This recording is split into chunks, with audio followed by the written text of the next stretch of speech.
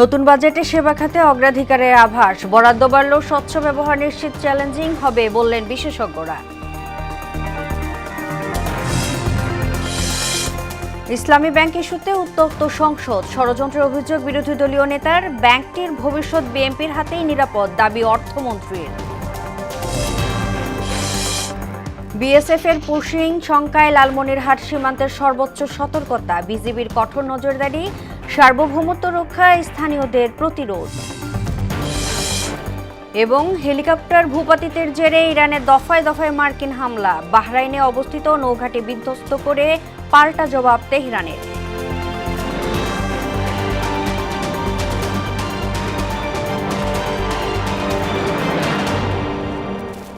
আসসালামু আলাইকুম, স্বাগত মোহনা সংবাদে। এতক্ষণ শুনছিলেন শিরোনাম, পুরো সংবাদের সঙ্গে আছি আমি তাজরিন আহার মুক্তি। শুরুতেই বাজেট প্রসঙ্গ।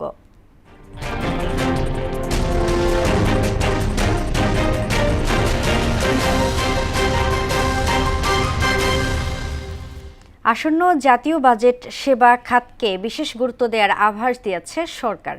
আলোচনায় গুরুত্ব পাচ্ছে শিক্ষা, স্বাস্থ্য ও পরিবহন খাত। তবে বিশেষজ্ঞদের মতে গেল কয়েক অর্থবছরে এসব খাতে বরাদ্দ বাড়লেও তার সুফল গুণগত মান উন্নয়নে প্রত্যাশিতভাবে প্রতিফলিত হয়নি।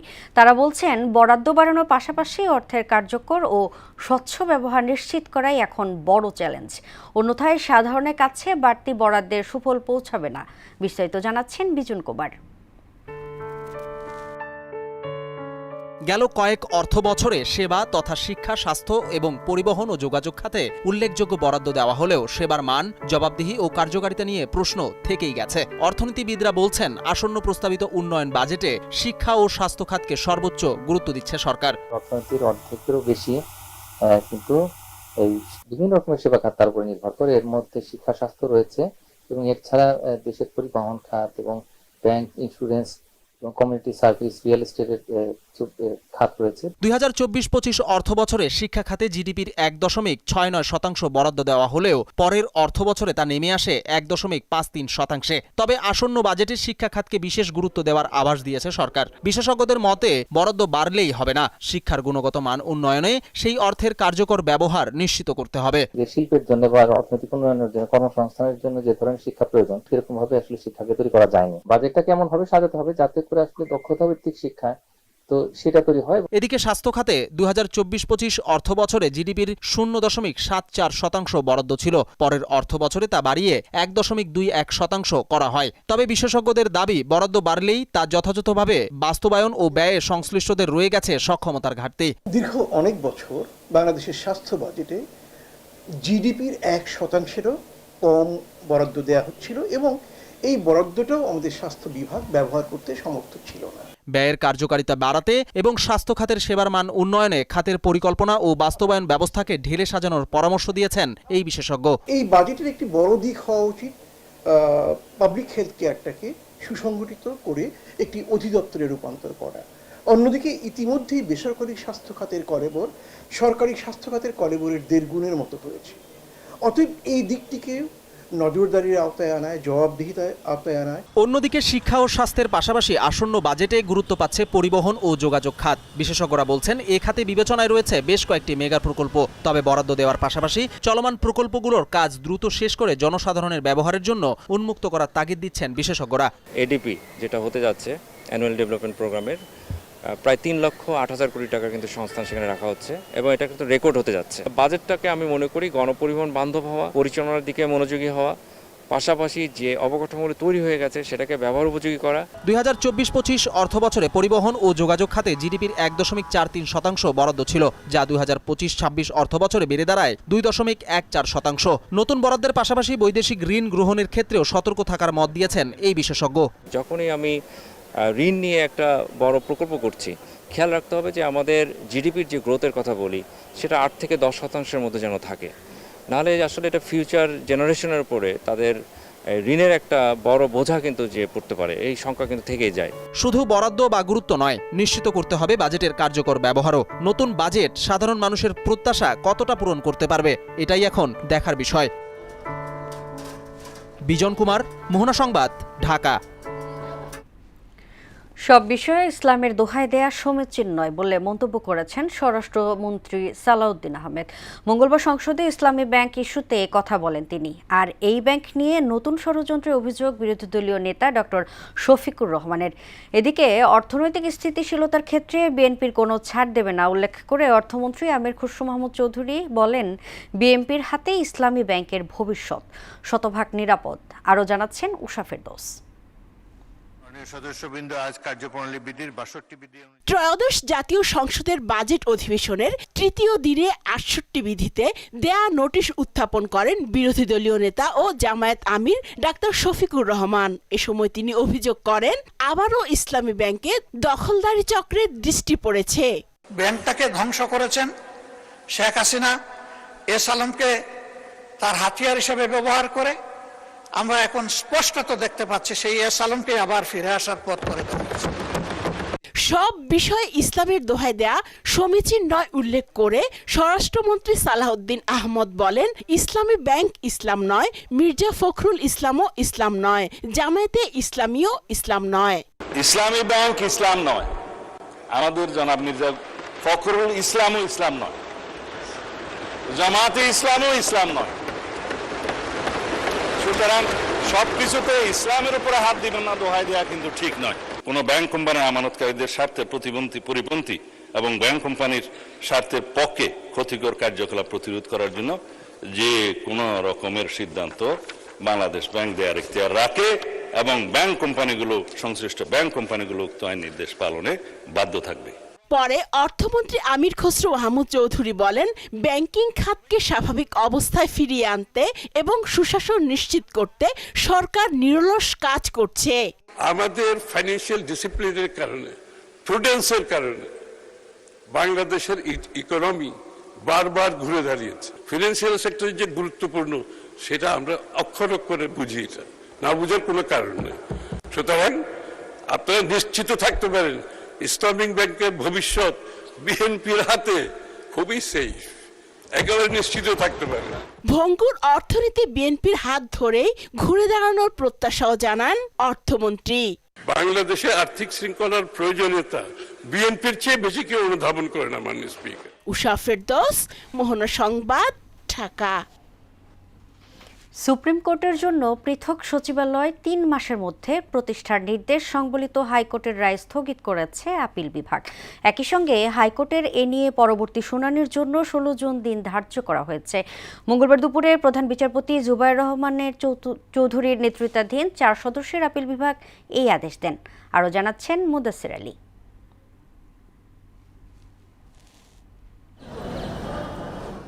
গেল বছরের ২রা সেপ্টেম্বর ৩ মাসের মধ্যে সুপ্রিম কোর্টের জন্য পৃথক সচিবালয় প্রতিষ্ঠার রায় দেন হাইকোর্ট। পরে ৭ এপ্রিল ১৮৫ পৃষ্ঠার পূর্ণাঙ্গ রায় প্রকাশ হয়। এর বিরুদ্ধে ২১ মে আপিল করে রাষ্ট্রপক্ষ। এ নিয়ে মঙ্গলবার প্রধান বিচারপতি জুবায়ের রহমানের নেতৃত্বাধীন ৪ সদস্যের বেঞ্চে শুনানি হয়। হাইকোর্টের রায় স্থগিত চেয়ে রাষ্ট্রপক্ষের করা আবেদন মঞ্জুর করেন আদালত। আপিলের পক্ষে শুনানি করেন attorney general barrister Ruhul Kuddus Kajal. কিসের ভিত্তিতে আপিল বিভাগ রায় স্থগিত করেছেন তা জানান তিনি। শুনানি না হওয়া পর্যন্ত আমরা একটা হাইকোর্টের রায়ের স্থগিতাদেশ দিয়েছি এবং আজকে বাংলাদেশের মাননীয় প্রধান বিচারপতি সহ আপিল বিভাগের ৪ বিচারপতির সমন্বয়ে আমাদের আবেদন মঞ্জুর করেছেন। স্থগিতাদেশের পেছনে কি কি কারণ আদালতকে দেখিয়েছেন তাও তুলে ধরেন অ্যাটর্নি জেনারেল। এই রায়টি যদি স্থগিত না করা হয় তাহলে আমাদের বিচার প্রশাসনে এক ধরনের স্থবিরতা কাজ করছে। কারণ যে অধ্যাদেশের মাধ্যমে সুপ্রিম কোর্টের জন্য স্বতন্ত্র সচিবালয় করা হয়েছিল সেটি পার্লামেন্ট কর্তৃক গৃহীত হয়নি। এদিকে রিট আবেদনকারীদের পক্ষে ছিলেন জ্যেষ্ঠ আইনজীবী শিশির মনির। শুনানিতে তার বিষয় তুলে ধরেন তিনি। এই সচিবালয় স্থাপনের আদেশটি করা হয়েছিল পারস্পরিক ঐকমত্যের ভিত্তিতে। সেকেন্ড, বিচার বিভাগ যদি স্বাধীন না হয় জনগণের রক্ষা কবচ বলতে শেষ পর্যন্ত কিছুই আর হাতে থাকে না এবং নিম্ন আদালতের প্রশাসনিক দায় দায়িত্ব কিংবা সরকারের উপর ন্যস্ত করা হয়, তখন বিচার বিভাগ, অধস্তন বিচার বিভাগ সঠিকভাবে স্বাধীনভাবে ফাংশন করতে পারে না।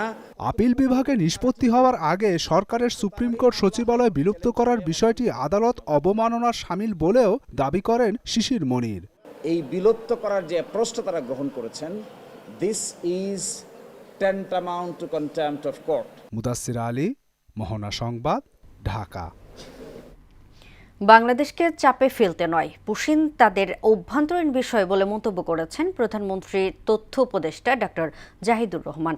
মঙ্গলবার সকালে সচিবালয়ে সরকারের বিভিন্ন কার্যক্রমের অগ্রগতি নিয়ে সাপ্তাহিক সংবাদ সম্মেলনে এ কথা বলেন তিনি। বলেন, নির্বাচিত সরকারের সঙ্গে ভারতের সম্পর্ক ধীরে ধীরে স্বাভাবিক হবে। তিস্তা ব্যারেজ নির্মাণে দ্রুত সম্ভাব্যতা যাচাই শেষে সরকার প্রকল্প নেবে বলেও জানান তিনি। এতে খরচ হবে 20,000 কোটি টাকা। আর নিষিদ্ধ আওয়ামী লীগের মিছিল প্রসঙ্গে উপদেষ্টা বলেন, আইন অনুযায়ী ব্যবস্থা নেবে সরকার। ভারতের পুশিন বাংলাদেশে যেটা করার চেষ্টা করছে, আমরা নিশ্চয়ই পশ্চিমবঙ্গের নির্বাচন ফলো করেছি। সেখানে নির্বাচনে একটা ইস্যু ছিল, এটা তাদের একটা অভ্যন্তরীণ রাজনৈতিক ব্যাপার, যেটার খানিকটা চাপ আমাদের উপরে আসছে। আমি এইভাবে মনে করি না যে বাংলাদেশের সাথে কোনো একটা টেনশন তৈরির জন্য ভারতীয় সরকার এটা করছে। পশ্চিমবঙ্গে যে নতুন সরকার দায়িত্বে এসছে নির্বাচিত হয়ে, তাদের নির্বাচনের এক ধরনের প্রতিশ্রুতি ছিল, তাদের একটা রাজনীতি আছে, সেটারই এক ধরনের বহিঃপ্রকাশ এটা। ভারতীয় সীমান্তরক্ষী বাহিনী বিএসএফ এর পুশিনের আশঙ্কায় লালমনিরহাট সীমান্তে জোরদার করা হয়েছে নিরাপত্তা ব্যবস্থা।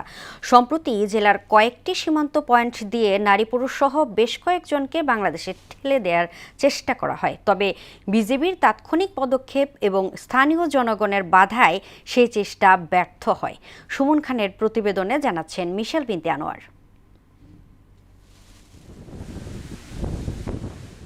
ভারতীয় সীমান্তরক্ষী বাহিনী বিএসএফের পুশিনের আশঙ্কাকে কেন্দ্র করে লালমনিরহাটের বিভিন্ন সীমান্ত এলাকায় সতর্ক অবস্থানে রয়েছে বর্ডার গার্ড বাংলাদেশ বিজিবি। সীমান্তের গুরুত্বপূর্ণ পয়েন্টগুলোতে বাড়ানো হয়েছে বাড়তি টহল ও নজরদারি।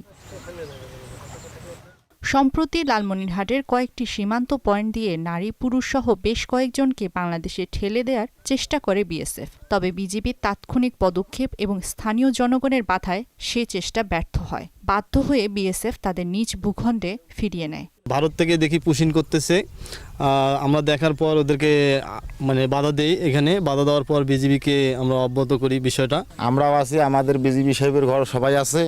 ভারতের লোককে আমরা বাংলাদেশে আসতে দেব না। এলাকাবাসী সহ আমরা সহযোগিতা যতটুকু করা লাগে, ভারত থেকে কোনো লোক যেটা আসবে সেটাকে আবার ফেরত দেব। বিজিবি সহ আমার সীমান্ত এলাকায় পাহারা দিতেছি। অবৈধ অনুপ্রবেশ ঠেকাতে সর্বোচ্চ সতর্ক অবস্থানে থাকার কথা জানায় কর্তৃপক্ষ। কয়জন ঢুকছে বা একজন আমরা অ্যালাউ করি না। আমরা তাদের বলছি যে আমিও ইমিগ্রেশন অফিসার না, আপনি তারা ইমিগ্রেশন অফিসার না, আমাদেরকে সরকার এই ক্ষমতাটাও দেয়নি। একেবারে আমাদের রেসপেক্টিভ ডিজি মহোদয় বলে দিয়েছেন, জিরো টলারেন্স, অ্যাকসেপ্টেড না। সীমান্তে পুশিনকে কেন্দ্র করে নিরাপত্তা ব্যবস্থায় কোনো ধরনের ছাড় দিচ্ছে না বিজিবি। আর দেশের সার্বভৌমত্ব রক্ষায় কাঁধে কাঁধ মিলিয়ে মাঠে রয়েছে স্থানীয় বাসিন্দারাও। মিশেল বিনতে আনোয়ার, মোহনা সংবাদ। নরসিংদীর শিবপুরে স্থানীয় বিরোধের জেরে একটি সড়ক সংস্কার কাজ আটকে যাওয়ার আশঙ্কা তৈরি হয়েছে। দীর্ঘদিন ধরে 5 গ্রামের মানুষের যাতায়াতের একমাত্র ভরসাই কাঁচা রাস্তা। বিশেষ করে শিক্ষার্থী ও রোগীদের দুর্ভোগ চরমে উঠেছে। মাহবুবুর রহমানের তথ্য ভিডিও চিত্র নিয়ে তাসিন তারিনের রিপোর্ট। নরসিংদীর শিবপুর উপজেলার সাদারচর ইউনিয়নের মৈশাদী গ্রামের এই সড়ক দিয়ে প্রতিদিন 5 গ্রামের কয়েকশো মানুষ চলাচল করেন। দীর্ঘদিন ধরে রাস্তাটি কাঁচা থাকায় বর্ষা মৌসুমে দুর্ভোগে পড়তে হয় শিক্ষার্থী সহ রোগীদের। সড়কটির উন্নয়ন কাজে 1,93,000 টাকা বরাদ্দ দেয় সরকার। টেন্ডার প্রক্রিয়া শেষে ঠিকাদারও নিয়োগ দেওয়া হয়েছে। তবে স্থানীয় বিরোধের কারণে কাজ শুরু করতে বাধার মুখে পড়েন প্রকল্প সংশ্লিষ্টরা। দ্রুত সড়কের কাজ শুরু করে দীর্ঘদিনের ভোগান্তির অবসান চান এলাকাবাসী। খাটলে যামু এই ব্যবস্থাটা না, স্কুল যেতে পারি না, বৃষ্টির কারণে রাস্তায় কাদা হয়ে থাকে। এই রাস্তাতে আমরা কোনো চলাফেরা করতে পারি না, রাস্তাতে বাড়িয়ে যামু মেডিকেলে এইটার বন্দোবস্ত না। আমরা চাই এই রাস্তাটা বরাদ্দ হয়েছে, এই রাস্তাটা যাতে করে দেয়। একটা বরাদ্দকৃত রাস্তা, প্রায় 2,200 মানুষের চলাচলকৃত রাস্তা এবং 30 বছরের পুনর রাস্তা, যারা এই ন্যাক্কারজনক ঘটনাটা ঘটাইছে, সরকারের কাছে দাবি জানাই, প্রশাসনকে দাবি জানাই যেন একটা দ্রুত আইনানুগ ব্যবস্থা নেওয়া হয়। স্থানীয় বিরোধ মিটলে দ্রুত কাজ শুরু হবে বলে জানান এলজিইডি কর্মকর্তারা। লেআউট দেওয়ার পূর্বেই ওই এলাকার লোকজন থেকে একটা লিখিত কমপ্লেন দেওয়া হয় ইউনো স্যার বরাবর। তো ইউনো স্যার এটার শুনানি করলেন এবং এটা বললেন যে তাদের স্থানীয়ভাবে এটার সমাধান করার জন্য। তো এখন পর্যন্ত এটার কোনো সমাধান হয় নাই। দ্রুত সড়কটির উন্নয়ন কাজ শেষ হবে বলে প্রত্যাশা জানান এই এলাকার বাসিন্দারা। তাহসিন তারিন, মোহনা সংবাদ। এদিকে নিজেদের ভূখণ্ডে যুক্তরাষ্ট্রের হামলার জবাবে বাহরাইনে অবস্থিত মার্কিনদের ৫ম নৌবহরের উপর পাল্টা হামলা চালিয়েছে ইরান। সকালে দেশটির ইসলামী বিপ্লবী গার্ড জানায় তাদের উপর মার্কিন আগ্রাসনের জবাবে পাল্টা প্রতিক্রিয়া দেখানো হয়েছে। আগামীতেও ওয়াশিংটনের যে কোনো পদক্ষেপের সমুচীন জবাব দেওয়ার হুঁশিয়ারিও দেয় আইআরজিসি। হামলায় ড্রোন ব্যবহার করা হয়েছে বলেও উল্লেখ করে তারা। শেরপুরের শ্রীবর্দীতে সীমান্তবর্তী সোমেশ্বরী নদীতে একটি ব্রিজের অভাবে দুর্ভোগ পোহাচ্ছে 5 গ্রামের 15 শতাধিক মানুষ। খরস্রোতা এই নদীতে নড়বড় কাঠের ব্রিজ দিয়ে প্রতিদিনই পারাপার হতে হচ্ছে শিশু বৃদ্ধদের। এলাকাবাসী বলছেন, স্বাধীনতার 55 বছর পেরিয়ে গেলেও টেকসই ব্রিজ নির্মাণ না হওয়ায় হতাশাজনক। স্থানীয় সরকার, প্রকৌশল বিভাগ এবং জনপ্রতিনিধিরা বলছেন দ্রুত সময়ের মধ্যে সমস্যার সমাধান করা হবে। মইনুল হোসেন প্লাবনের প্রতিবেদনে জানাচ্ছেন মাহমুদ আক্তার। শেরপুরের শ্রীবর্দীতে সীমান্তবর্তী এলাকার সোমেশ্বরী নদী উপজেলার 5 গ্রামের কয়েক হাজার বাসিন্দার যোগাযোগের মাধ্যম এটি। তবে দীর্ঘদিনেও এখানে তৈরি হয়নি টেকসই কোনো ব্রিজ। ছোট একটি কাঠের সাঁকো দিয়েই প্রতিদিন পারাপার হতে হচ্ছে এই অঞ্চলের বাসিন্দাদের। নাব্যতা হারিয়ে নদীটি এখন পরিণত হয়েছে খালে। গভীরতা কমে যাওয়ায় পানি ধরে রাখতে পারে না সোমেশ্বরী। একটু বৃষ্টি হলেই কানায় কানায় ভরে দুকুল ছাপিয়ে উপচে পড়ে পানি। এতে দুর্ঘটনার আশঙ্কায় দিন কাটছে স্থানীয়দের। সীমান্ত তীরবর্তী নদী হওয়ায় বিপাকে বিজিবি সদস্যরাও। একটি সেতুর অভাবে বর্ডারে ঠিকমতো টহল দিতে পারছেন না তারা।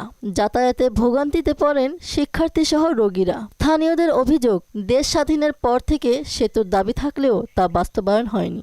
একটু পানি বাড়তে হলে ব্রিজ ভাঙে যায়। শীতের সময়, বৃষ্টির সময়, বর্ষাকালে আমরা স্কুলে ঠিক মতো যেতে পারি না। আমাদের ব্রিজের কারণে আমাদের পথ এটা বন্ধ হয়ে যায়, নৌকা পাওয়া যায় না। যদি রাস্তাটা যদি সরকারে যদি আমাদের কোনো একটা ব্যবস্থা করে দিত বা ব্রিজটা করে দিত, তাহলে আমাদের খুব একটু এই পাহাড় উত্তর এলাকার জন্য আমাদের খুবই ভালো হতো। এলজিইডি কর্মকর্তা বলছেন, সেতু নির্মাণের নকশা ও মাটি পরীক্ষা শেষে প্রকল্পটির প্রস্তাব পাঠানো হয়েছে। অনুমোদন পেলেই শুরু হবে নির্মাণ কাজ। বর্তমানে আমাদের এমপি মহোদয়ও এই ব্রিজটার ব্যাপারে আমাদের সর্বোচ্চ পর্যায় থেকে শুরু করে, মিনিস্ট্রির সর্বোচ্চ পর্যায় থেকে শুরু করে যথেষ্ট তৎপরতার সাথে চেষ্টা করছে যেন ব্রিজটা হয়, এবং আমরাও সর্বোচ্চ সাপোর্ট দিচ্ছি। আশা করি এই ব্রিজটা খুব শীঘ্রই হয়ে যাবে আর কি। সেতু নির্মাণে জটিলতা নিরসনের আশ্বাস দিলেন সরকার দলীয় এই সংসদ সদস্য। এলজিইডির মিনিস্টার সাহেবের সঙ্গে কথা বইলা, চিফ ইঞ্জিনিয়ারের সঙ্গে কথা বইলা, যেহেতু তারা বলল যে 100 মিটারসে সম্ভব, আমি চেষ্টা করব ইনশাল্লাহ খুব দ্রুত সময়ের মধ্যেই যেন 100 মিটারসের মধ্যে ফেলে টেন্ডার প্রক্রিয়া আমরা যাইতে পারি এবং জরুরি ভিত্তিতে। জনদুর্ভোগ কমাতে সরকার দ্রুতই পদক্ষেপ নেবে, এমনটাই প্রত্যাশা এলাকাবাসীর। মাহমুদ আক্তার, মোহনা সংবাদ। এবার সারা দেশে অনুষ্ঠিত সভা সমাবেশ নিয়ে প্রতিনিধিদের পাঠানো তথ্যচিত্রে দেখুন ডেস্ক রিপোর্ট।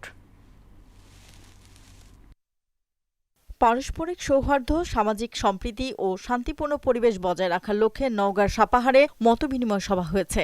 কেরানীগঞ্জে নারী ও শিশু ধর্ষণ, গুম ও হত্যার বিরুদ্ধে সচেতনতা বিষয়ক সভা হয়েছে। গ্রামীণ সড়কের অবকাঠামো উন্নয়নে নাটোরের গুরুদাসপুরে কোর রোড নেটওয়ার্ক ও সড়ক অগ্রাধিকার নির্ধারণ বিষয়ক কর্মশালা হয়েছে। নরসিংদীর শিলমান্দিতে ফাহিম নামের এক অটোরিকশা চালক হত্যার বিচারের দাবিতে মানববন্ধন ও বিক্ষোভ মিছিল করেছে ভুক্তভোগী পরিবার ও এলাকাবাসী। 12 দফা শিল্প বিরোধের দাবি দ্রুত নিষ্পত্তির আহ্বান জানিয়ে সংবাদ সম্মেলন করেছে খুলনার পশ্চিমাঞ্চল বিদ্যুৎ বিতরণ শ্রমিক কর্মচারী ইউনিয়ন সিবিএ। মানিকগঞ্জের জাতীয় গণমাধ্যম ইনস্টিটিউট এর সম্প্রচার পরিবেশের উন্নয়ন সহায়তা প্রকল্পের আওতায় দিনব্যাপী শিশু শিক্ষা এক উন্নত ভবিষ্যতের জন্য কচি মনের পরিচর্যা শীর্ষক কর্মশালা হয়েছে। ফতুল্লা নিশ্চিতপুরে গৃহবধূকে উত্ত্যক্তের প্রতিবাদ করায় পরিবারের সদস্যদেরকে কুপিয়ে জখমে অভিযুক্তদের দ্রুত গ্রেফতার ও বিচারের দাবিতে নারায়ণগঞ্জ প্রেস ক্লাবে সংবাদ সম্মেলন করেছে ভুক্তভোগী পরিবার। শরীয়তপুরের ডিএম খালিতে বিভিন্ন মামলা দিয়ে হয়রানি ও মিথ্যা অপবাদের বিরুদ্ধে সংবাদ সম্মেলন করেছেন ভুক্তভোগী পরিবার। বান্দরবানের রুমা উপজেলার গালেঙ্গা ইউনিয়নের জৈতুনপাড়ায় সন্ত্রাসীদের হাতে এক বাঙালি ব্যবসায়ী নিহত হওয়ার ঘটনায় জড়িতদের শাস্তির দাবিতে শহরের মুক্ত মঞ্চে প্রতিবাদ সমাবেশ হয়েছে। বগুড়ার সোনাতলায় সুজাইতপুর গ্রামকে মাদকমুক্ত করার লক্ষ্যে স্থানীয় সমাজসেবা সংস্থার উদ্যোগে রাত্রিকালীন শর্ট পিচ ক্রিকেট ফাইনাল খেলা হয়েছে। সুনামগঞ্জ সদর উপজেলায় বাল্যবিবাহ, শিশুশ্রম ও বিদ্যালয় থেকে ঝরে পড়া রোধে অর্জিত সফলতা উদযাপন এবং অঙ্গীকার ঘোষণা উপলক্ষে শিল্পকলা একাডেমি মিলনায়তনে আলোচনা সভা অনুষ্ঠিত হয়েছে। ফরিদপুরে বাংলাদেশ কোরিয়া ট্রান্সমিশন লাইন নির্মাণ প্রকল্পের বৃত্তিমূলক জনশক্তি প্রশিক্ষণ কেন্দ্রের উদ্বোধন করা হয়েছে। জনসংখ্যাকে যেন আমরা সম্পদে পরিণত করতে পারি। ডলি বিনতে মনোয়ারা, মোহনা সংবাদ। দর্শক, এই পর্যায়ে জানিয়ে দিচ্ছি আজকে সংবাদপত্রের গুরুত্বপূর্ণ শিরোনাম।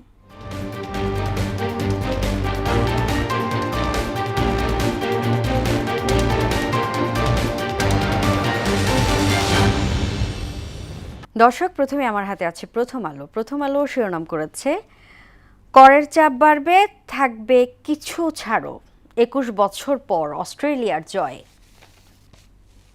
দৈনিক ইত্তেফাক শিরোনাম করেছে, নারীর ক্ষমতায়নের উজ্জ্বল প্রতিচ্ছবি, শান্তি রক্ষা কার্যক্রম প্রধানমন্ত্রী। 2 দশক পর অস্ট্রেলিয়ার বিপক্ষে টাইগারদের জয়।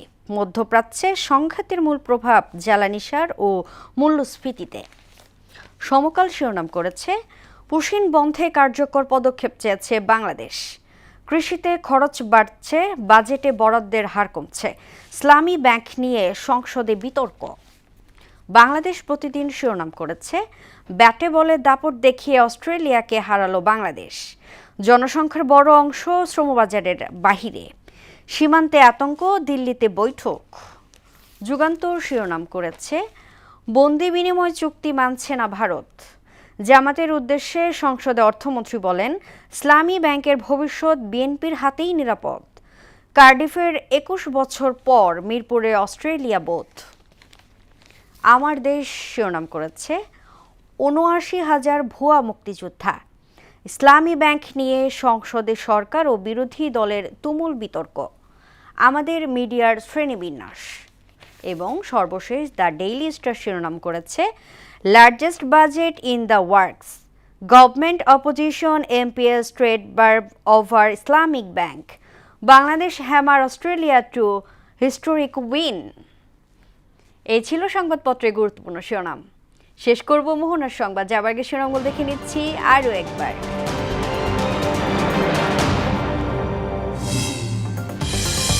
নতুন বাজেটে সেবা খাতে অগ্রাধিকারের আভাস, বরাদ্দ বাড়লেও স্বচ্ছ ব্যবহার নিশ্চিত চ্যালেঞ্জিং হবে বললেন বিশেষজ্ঞরা। ইসলামী ব্যাংক ইস্যুতে উত্তপ্ত সংসদ, ষড়যন্ত্রের অভিযোগ বিরোধী দলীয় নেতার। ব্যাংকটির ভবিষ্যৎ বিএনপির হাতেই নিরাপদ, দাবি অর্থমন্ত্রীর। বিএসএফের পুশিন সংখ্যায় লালমনিরহাট সীমান্তের সর্বোচ্চ সতর্কতা, বিজিবির কঠোর নজরদারি, সার্বভৌমত্ব রক্ষা, স্থানীয়দের প্রতিরোধ। এবং হেলিকপ্টার ভূপাতিতের জেরে ইরানের দফায় দফায় মার্কিন হামলা, বাহরাইনে অবস্থিত নৌঘাঁটি বিধ্বস্ত করে পাল্টা জবাব তেহরানের। এই ছিল মোহনা সংবাদে। পরবর্তী সংবাদ দুপুর 1টায়। এর আগে বেলা 11টায় দেখবেন সংবাদ এক নজরে। মোহনার সবশেষ খবর জানতে ভিজিট করুন www.mohana.tv। সংবাদ দেখতে পারেন ফেসবুক ও ইউটিউবেও। এতক্ষণ সঙ্গে থাকার জন্য ধন্যবাদ সবাইকে।